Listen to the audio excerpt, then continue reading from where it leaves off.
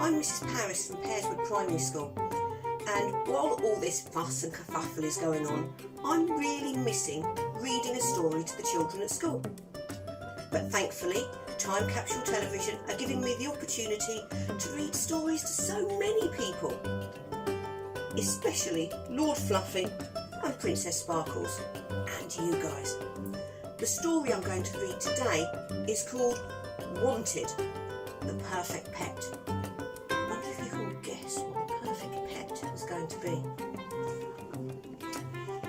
Chapter 1, The Boy.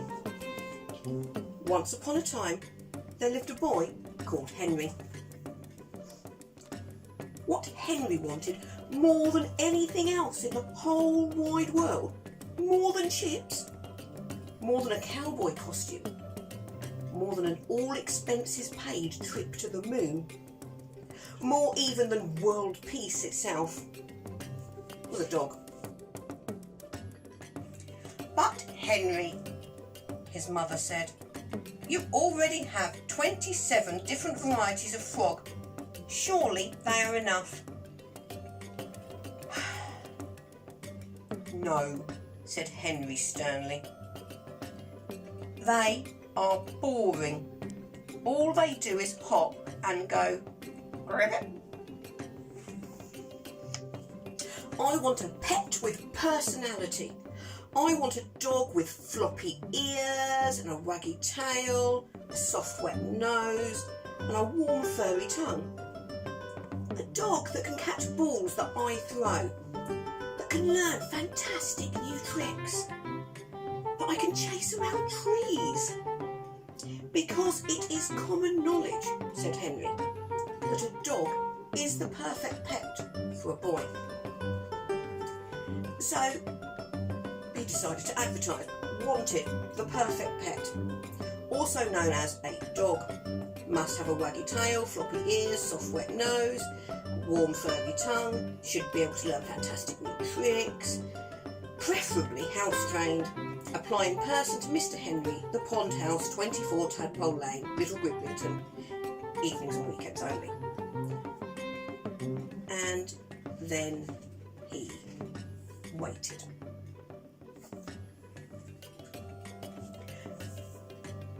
Chapter 2, The Duck. Once upon a time, there lived a duck. He didn't have a name. He lived all alone, far, far away at the top of a cold and windy hill. Nobody ever wrote. Nobody ever called. Nobody ever emailed. He went to the movies and played ping pong and watched the sun rise, the sun float around a bit in the middle, and the sun set, all by himself every single day. It wasn't much fun. But then one day he opened up his paper and he saw Wanted, perfect pet. I'm not a dog, he thought, but if I was a dog, I could have a friend at last. A friend to have tea with, to go to the movies with, to play ping pong with. A friend to watch the sun rise, the sun float about somewhere in the middle, and the sun to set with. So, with a pair of old socks, an egg box and some string, he created the perfect disguise. Then he packed his things and set off on the long journey to meet the boy. Chapter 3, The Discovery. Ding dong! A dog! Yelled Henry. Woof! Said the duck. Henry had never been so excited. The duck had never been happier. However, Henry's dog wasn't very good at catching balls. He wasn't very good at learning new tricks. And when he chased Henry around the trees, he waddled and he slipped he tripped, and his soft wet nose and his floppy ears and tail fell off. Henry was stunned. The duck slowly stood up. A single tear rolled down his beak and plopped on the ground in front of him. "I am sorry.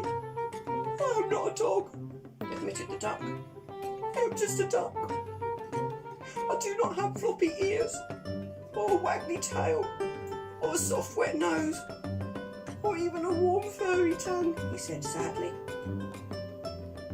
"Oh," said Henry disappointedly. "No, you don't." Henry thought for a moment. Then he picked up the duck and carried him home. He gave the duck a nice hot bath and a cup of tea. He took down his enormous book of incredibly interesting things and looked under D. And he made a list, which he showed to the duck. Duck skills: 1. Can dive underwater, can hold breath, swim and float on water, fun in a bath, at the beach, and useful for hunting for sunken treasure, fishing and fetching things I dropped in swimming pools. 2. Can fly, could put on an aeronautical show to earn extra pocket money. Also good skill for getting kites and frisbees and other items out of trees and next door's garden, and for drawing maps and spying on people. 3. This particular duck, very good at disguises, very clever.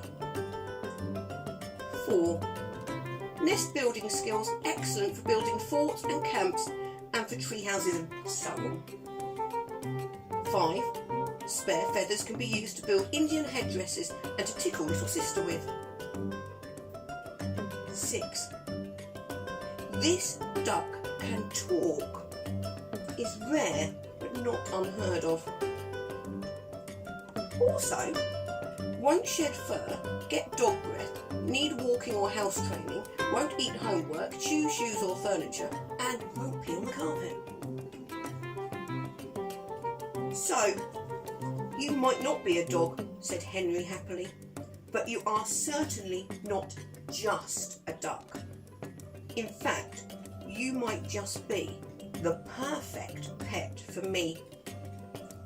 "I think I'll call you Spot," said Henry.